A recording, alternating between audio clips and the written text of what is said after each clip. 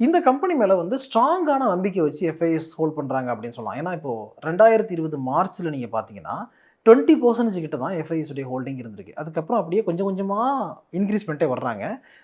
24, 22 அப்படிலாம் இருக்கு. 2023ல 64% அப்படின்னு அவங்க வந்து ஒரு பெரிய ஸ்டேக்க எடுக்குறாங்க.